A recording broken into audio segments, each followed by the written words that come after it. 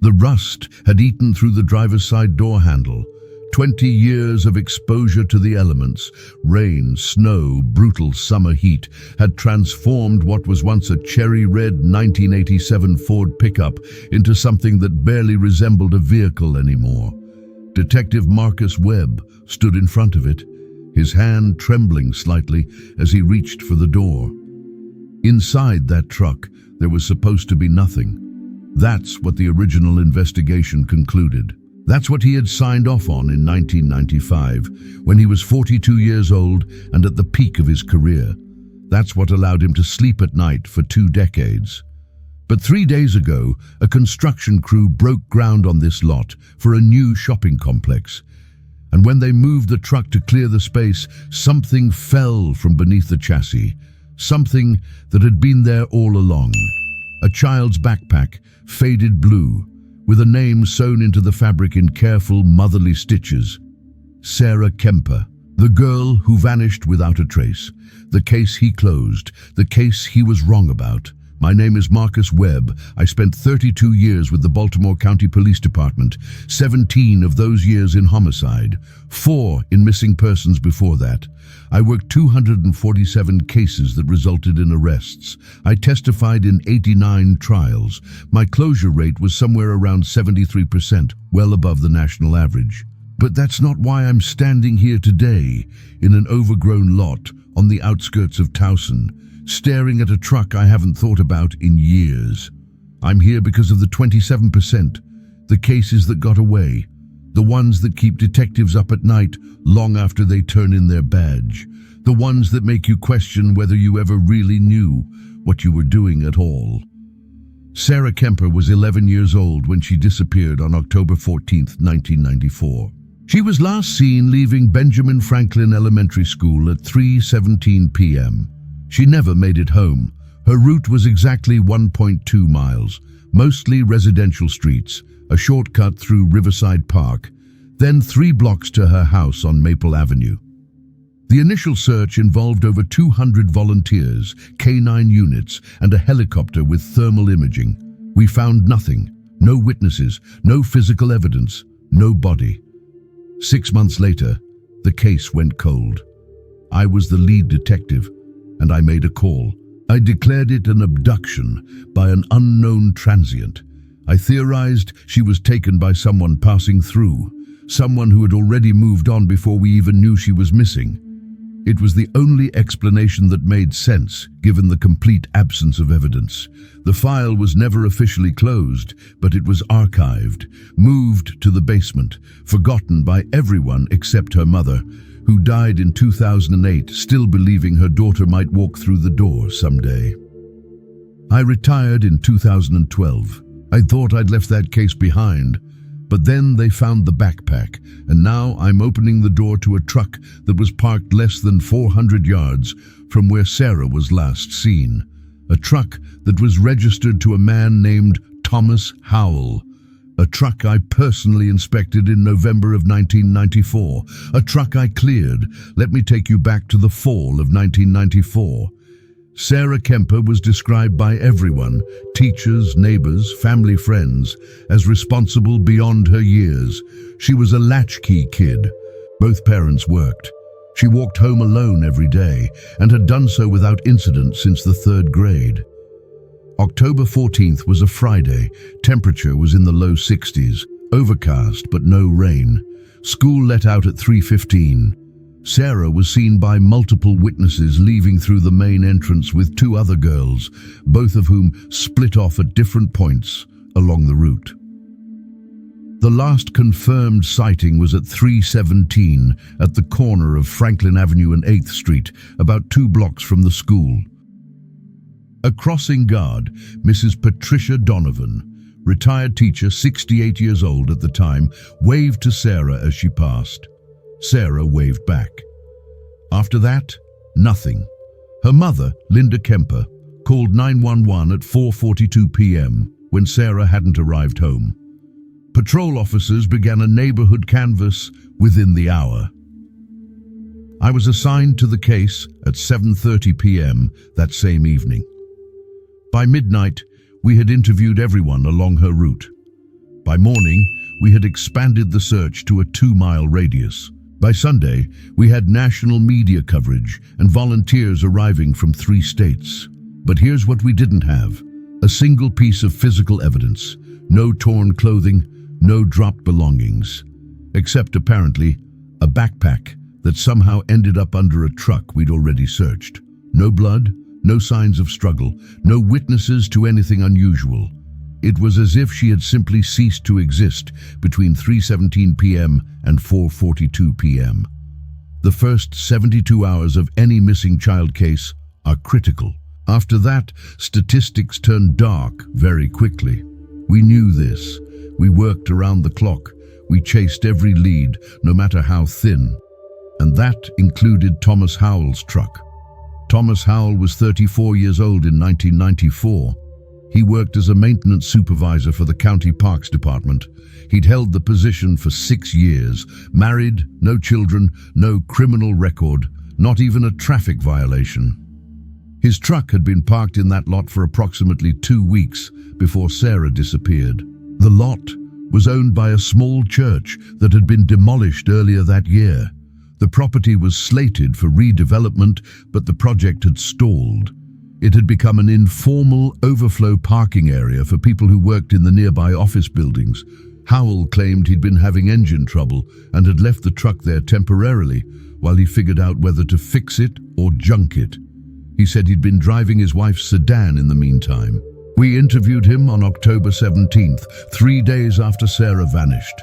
He was cooperative, calm, even sympathetic. He remembered hearing about the missing girl on the news. He offered to help in any way he could. I asked if we could search his truck. He said yes, immediately. No hesitation. No request for a lawyer or a warrant. I personally opened that truck on October 17, 1994, at approximately 2:30 p.m. I was accompanied by Detective Linda Cortez and Officer Raymond Park. Here's what we found. The interior was cluttered but not suspicious. Fast food wrappers, a thermos, work gloves, a toolbox in the truck bed, jumper cables, a spare tire, everything you'd expect from a work vehicle. We checked the cab, we checked the bed, we looked under the seats, we examined the floor mats. We found nothing connected to Sarah Kemper. I made a note in my report. Vehicle searched, no evidence recovered, owner cooperative, no cause for further action. We moved on. Howell was never considered a suspect. His alibi for October 14th was solid. He'd been at work on county property with multiple witnesses confirming his presence throughout the afternoon. His time cards backed it up. The truck sat in that lot, slowly rusting for the next 20 years. And under that truck, apparently, was Sarah Kemper's backpack. I got the call from Detective Amy Brennan, current lead on cold cases for Baltimore County. Marcus, we need to talk about the Kemper case. I hadn't heard that name spoken aloud in years. She told me about the construction crew, about the backpack, about the forensic team that was being dispatched to process the truck and the surrounding area. And then she asked me the question I'd been dreading. Did you search underneath the vehicle in 1994? I wanted to say yes. I wanted to be certain. But the truth is, I couldn't remember. It had been 20 years. I'd worked hundreds of cases since then. I had searched so many vehicles, so many locations, conducted so many interviews that they all blurred together in my memory. But I pulled my original report. I read my own notes. Vehicle searched. That's all it said. No mention of checking underneath. No mention of crawling beneath the chassis or using a mirror to inspect the undercarriage. Standard procedure in 1994 was to search the accessible areas of a vehicle. Undercarriage inspections were typically reserved for cases where there was already probable cause, evidence of a struggle, bloodstains, suspicious behavior by the owner. Thomas Howell had been cooperative. His truck appeared ordinary. His alibi was airtight. So no, I probably didn't check underneath, and that oversight might have cost a family 20 years of not knowing. The backpack was sent to the state forensics lab. The results came back in pieces over the following weeks. First, confirmation. It was definitely Sarah Kemper's backpack. Her mother had described it in detail in the original missing person report. Blue with yellow zippers, a small tear in the bottom right corner, her name sewn inside. Second, contents. The backpack contained a math textbook, a purple pencil case, a half-eaten granola bar still in its wrapper, and a library book that had been checked out on October 12, 1994, 2 days before she disappeared. Third, and most significant, forensic analysis showed that the backpack had been under the truck since approximately the time of Sarah's disappearance. The weathering patterns, the rust stains, the decomposition of the fabric, all consistent with 20 years of exposure. The underside of the backpack showed oil stains that matched residue from the truck's oil pan, which had been leaking. There was no evidence the backpack had been placed there recently. It had been there all along. But here's where it gets complicated. There was no blood on the backpack, no bodily fluids, no torn fabric suggesting a struggle. The zippers were still closed. The contents were undisturbed, except for natural deterioration. It looked like it had simply been set down and forgotten. The forensic team processed the entire truck. They removed seats. They pulled up floor mats. They tested every surface for biological evidence. They found trace DNA in multiple locations, degraded, mixed, impossible to generate a clean profile. 20 years of weather, animals, insects, and environmental contamination had destroyed most biological evidence. But they found something else: fiber evidence. On the passenger seat, microscopic threads that were consistent with the fabric of Sarah's school uniform, a specific type of navy blue polyester used by the manufacturer that supplied Benjamin Franklin Elementary. Not definitive, not enough for a prosecution, but enough to establish that someone wearing that type of fabric had been in that truck at some point. The question was, when? And who was driving? Thomas Howell is 64 years old now. He still lives in the same house in Towson, still married to the same woman, retired from the Parks Department in 2016. I requested permission from Detective Brennan to conduct a follow-up interview. She granted it, with conditions. I would be accompanied by an active detective. The interview would be recorded. Howell would be informed of his rights, though he wasn't being charged with anything yet. We approached him on a Tuesday morning. He answered the door in a worn flannel shirt and jeans, reading glasses hanging from a chain around his neck. He looked at me for a long moment, and I saw recognition flicker across his face. "Detective Webb," he said quietly. "It's been a long time." "It has. This is about the truck." "It is." He invited us in without hesitation. His wife made coffee. We sat in a living room that hadn't been updated since the 1990s. Floral wallpaper, a box television, family photos on every surface. No photos of children. Detective Brennan explained why we were there. She told him about the backpack. She asked if he remembered our original conversation in 1994. "I remember everything about that time," Howell said. "You don't forget being questioned about a missing child, even when you know you didn't do anything wrong." "Tell me about the truck," I said.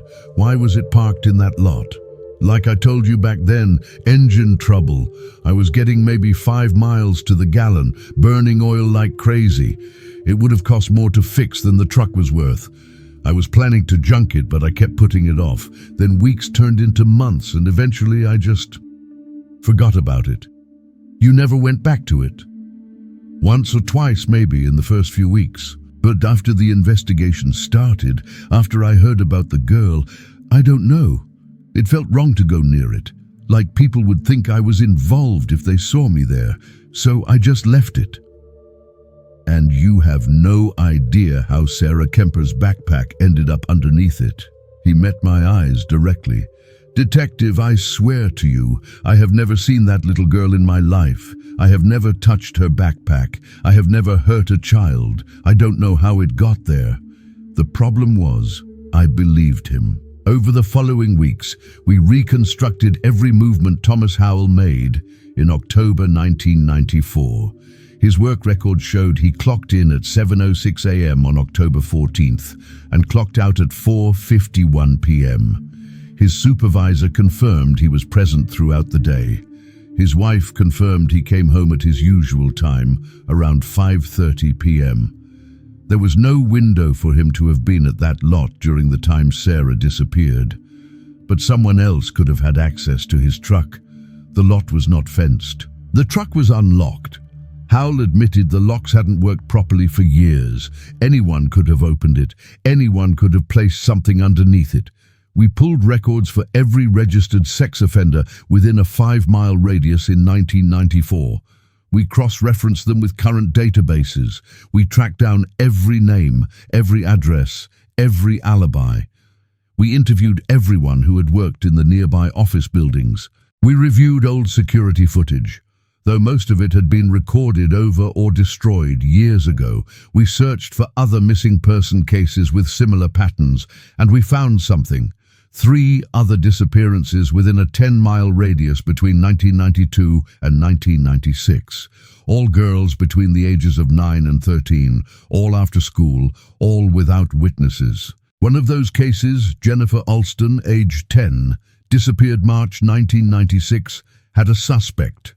Dennis Kroger, a maintenance worker who was later convicted of attempted kidnapping in a different jurisdiction. He died in prison in 2003. Kroger had no connection to Thomas Howell, but he had worked for a company that serviced the office buildings near the lot where Howell's truck was parked. We pulled everything we could find on Dennis Kroger. He was 41 when Jennifer Alston disappeared.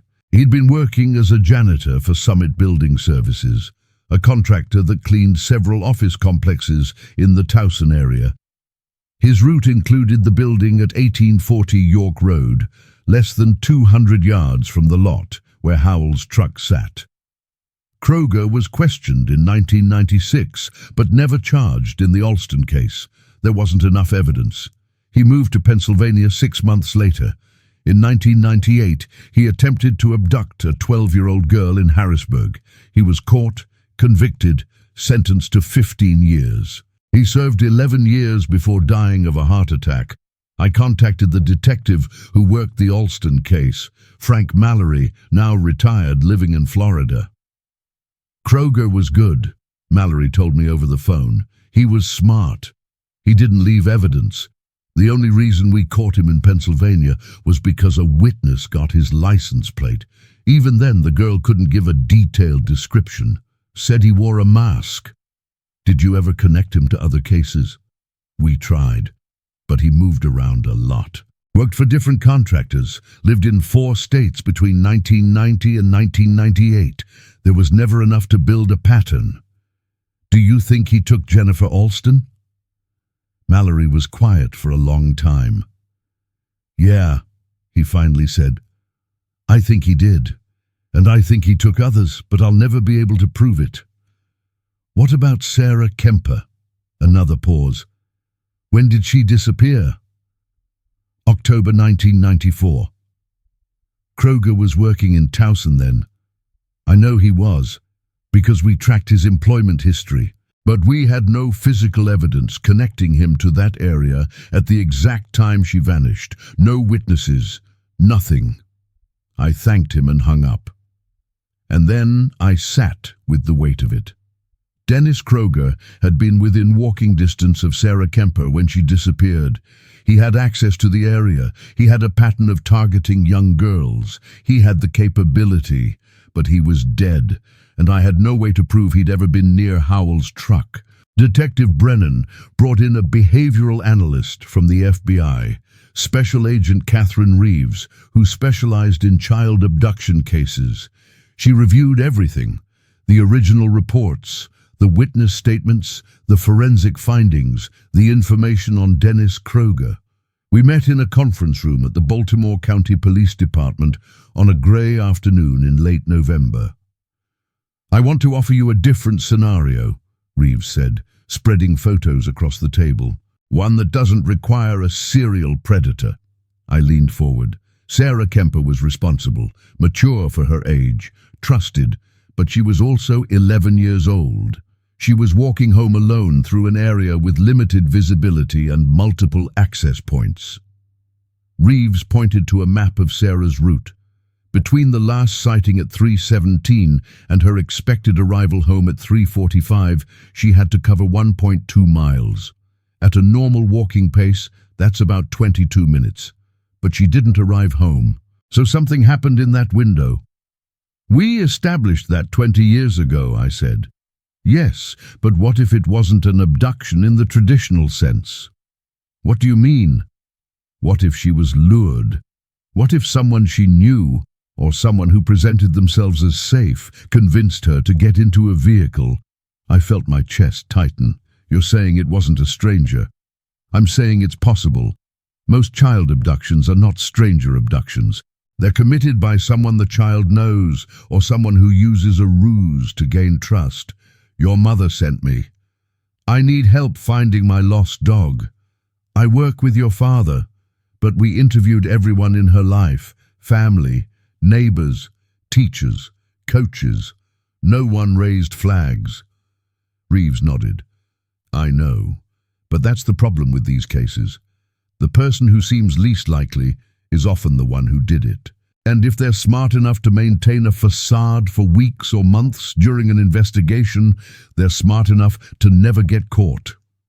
"What about the backpack under the truck?" "Staging, misdirection. If the abductor knew Thomas Howell's truck was sitting there unlocked in a semi-public location, it would be the perfect place to leave evidence. It points to Howell. It points to the truck. It doesn't point to the actual perpetrator. So you think someone we already cleared might be responsible?" "I think it's possible.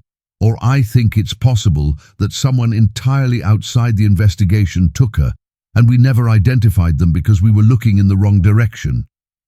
She paused. "Or I think it's possible Dennis Kroger did it, and we'll never prove it because he's dead."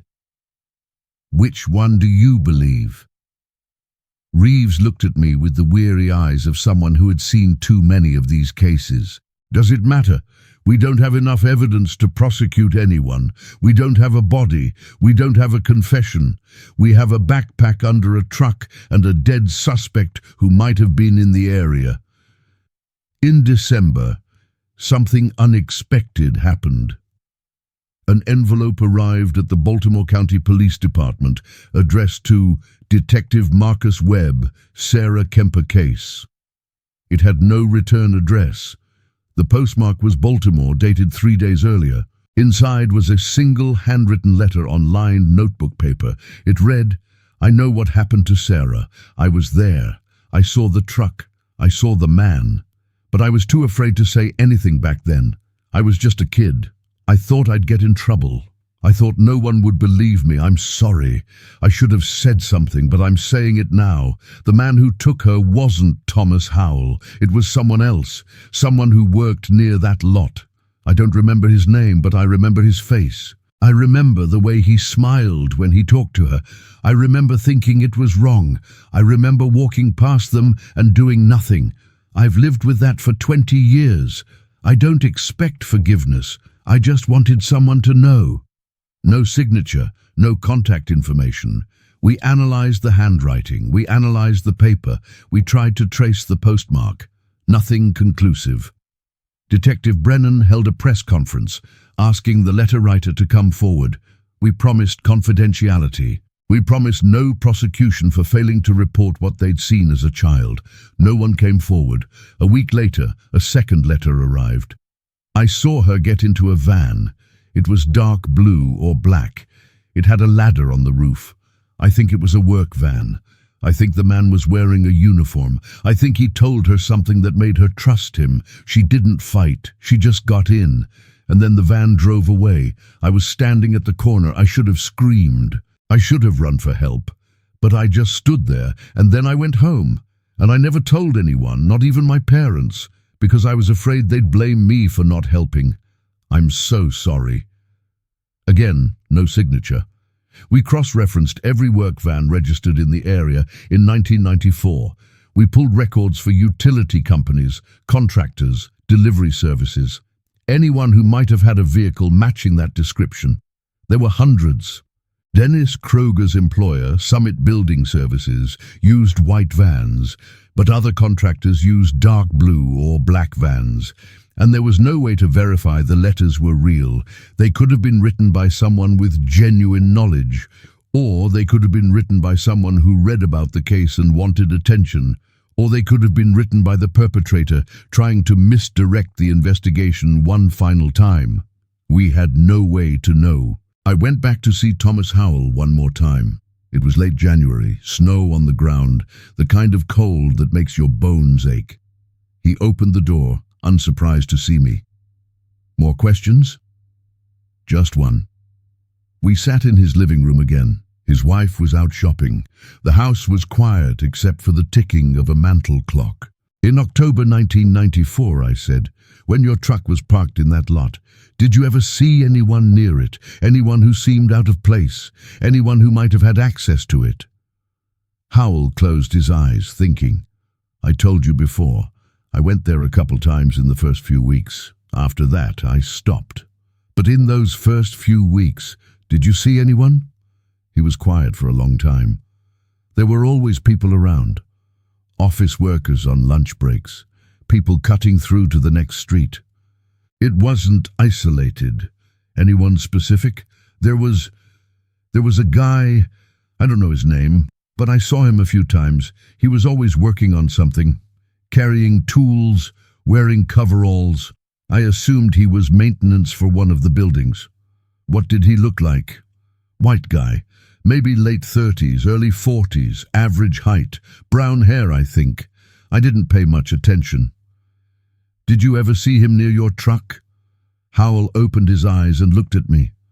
Once, maybe 2 weeks before the girl disappeared, I went to the lot to see if I could get the truck started. I saw him walking past it. He looked at it like he was interested in it, but he didn't stop. He just kept walking. Did you tell us this in 1994? I don't remember. Maybe. I don't know if I thought it was important. I made notes. I asked him to describe the man in more detail. He couldn't remember much, just the vague impression of someone who belonged there because he looked like he was working. Someone invisible. Someone who could have been Dennis Kroger, or someone who could have been anyone. In February, we conducted one final search of the lot. The construction had been delayed pending the investigation. The truck had been removed and processed, but the ground remained. We brought in ground-penetrating radar. We brought in cadaver dogs. We excavated sections of the lot that showed anomalies.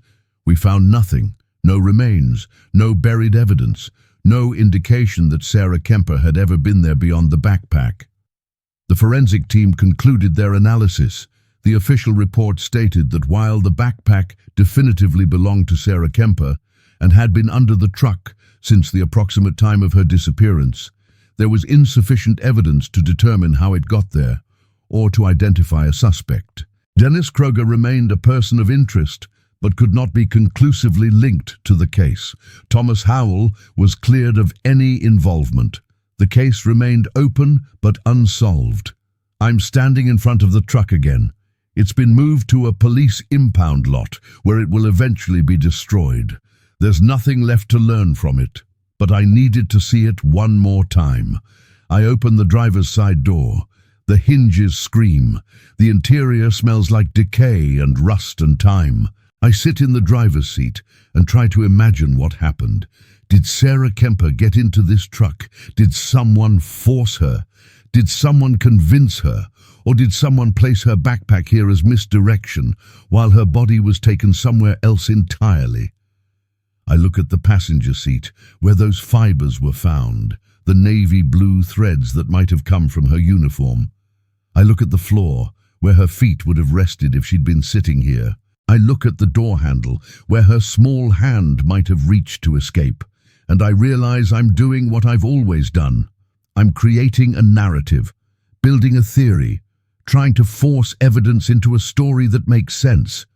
But the truth is, I don't know what happened to Sarah Kemper. I didn't know in 1994, and I don't know now. All I know is that her backpack was under this truck, and I missed it. I close the door and walk away. The retired detective walks back through the empty lot one final time. The ground is frozen. The sky is grey. The construction equipment sits idle, waiting for permission to resume work. In a few months, this will be a shopping complex. People will park here. They'll walk across this ground with bags full of purchases, completely unaware of what happened here. Sarah Kemper's case will remain in the archives. Her name will fade from public memory. Her mother is gone. Her father remarried and moved away years ago. No one is left to demand answers, except the detective who missed the backpack. He gets into his car and sits for a moment, hands on the steering wheel. He thinks about Thomas Howell, who will spend the rest of his life wondering if people believe him. He thinks about Dennis Kroger, who might have taken 4 girls and died without ever confessing. He thinks about the anonymous letter writer, who claims to have seen something but won't come forward. He thinks about all the scenarios that could be true, all the theories that will never be proven, and he thinks about a little girl in a blue backpack walking home from school on an October afternoon who simply vanished. Was she taken by a predator who had done it before? Was she lured by someone she knew? Was she a victim of opportunity? Wrong place, wrong time, wrong person nearby? Or is there another explanation entirely, one that hasn't even been considered? The detective doesn't know. And that's the truth he has to live with. What do you think really happened to Sarah Kemper? Do you believe Dennis Kroger was responsible? Do you think the letters were real? Do you think there's someone still out there who knows the truth and hasn't spoken? Leave your theory in the comments below. And if you're watching this, tell me, where are you from? What city? What country? I want to know how far these stories reach. How many people are trying to solve the unsolvable along with me? If you want more cases like this, real investigations, unresolved mysteries, stories that don't have clean endings, subscribe to this channel. Because the truth is, most cases don't get solved. Most detectives retire with questions they can't answer. But maybe, somewhere, someone is watching this who knows something. Maybe this story reaches the one person who can finally bring Sarah Kemper home. Until then, this case remains open. And so does the question, what did I miss 20 years ago?